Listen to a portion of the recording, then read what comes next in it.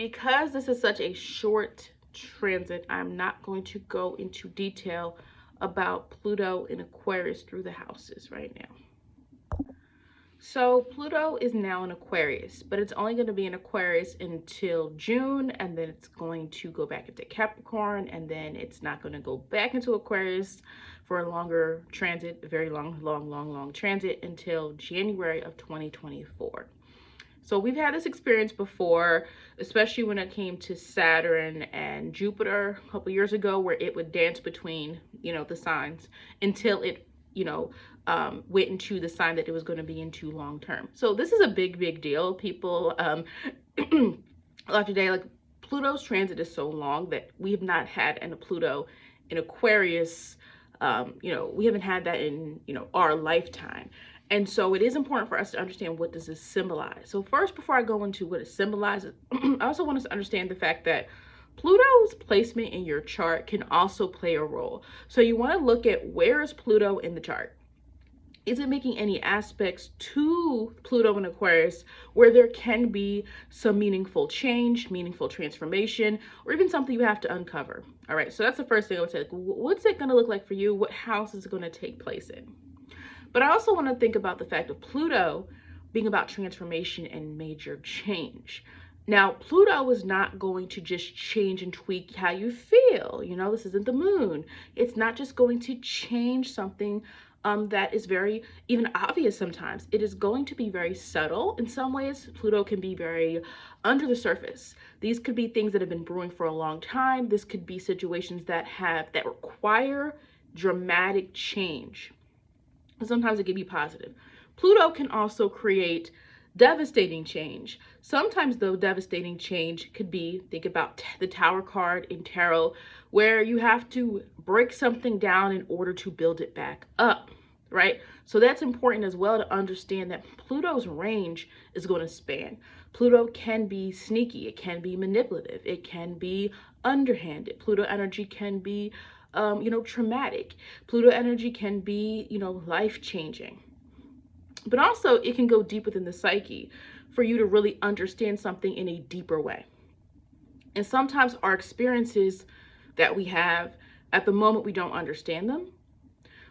And then when we understand them later on, or years later, we finally get why something occurred the way that it did.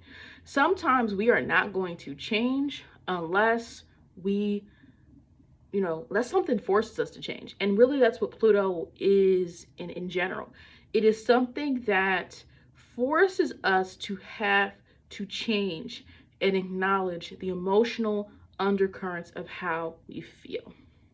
Okay, so think about it that way.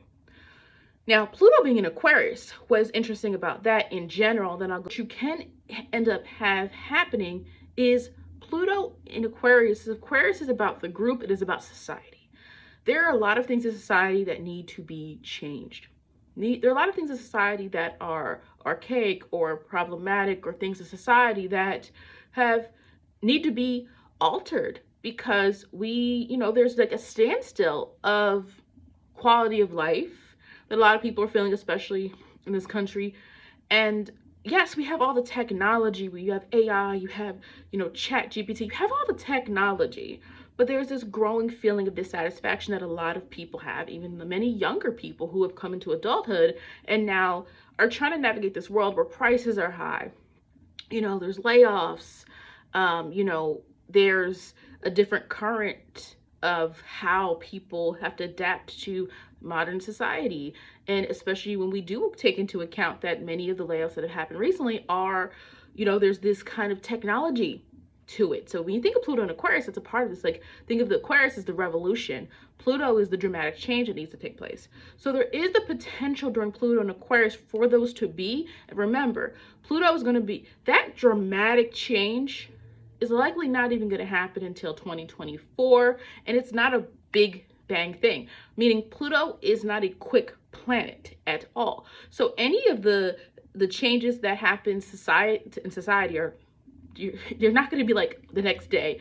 So is getting into the undercurrent of things. It is getting a grasp on things, and it is, it's almost like, think of Pluto as like a download, a very slow download. Okay, now with Pluto, that whatever radical change people want to see or hope to see, remember, it doesn't go into Aquarius full time until January, because right now we have it for a couple of months and then it's going to go back in June to Capricorn.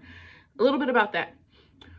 When planets go between signs and then they go back eventually, it is important to understand, like, what are the energies of those signs and what is that really telling us? So Pluto being in Capricorn, we know, has been really, well, it depends on what it's been. If it's well aspected in your chart or it's been in a decent transit, hasn't been a major issue for you, right? Pluto in Capricorn, remember, it's a long transit, okay?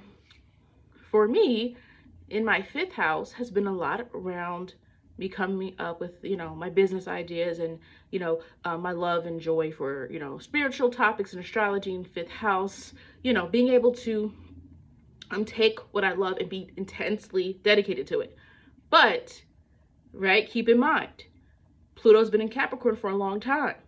That did not happen when Pluto first went into Capricorn. So we have to understand, when Pluto first goes into Aquarius, that's not going to be the major change. What's going to happen is it's going to have the little, the hints of change, right? So when you look at Pluto in Aquarius, there's going to be more callings people have for dramatic change during this time, but it's not necessarily going to happen. Pluto in Capricorn is a great opportunity when it goes back for you to solidify something you've been working on long term. So when you get that jolt of energy, Pluto in Aquarius, and you start to see things around you and you're starting to see the hints of that energy, but when it goes back into Capricorn, you need to finish what you started. Okay, that is going to be very important to this next cycle when Pluto moves into your house, your next house. Now, again, if you're using Placidus, depending on the degree, Pluto might not go anywhere. Right, Pluto might still be in the same house as your Capricorn if you're using Placidus, but if you're using whole signs, you already know that that energy is going to shift directly between those houses. All right.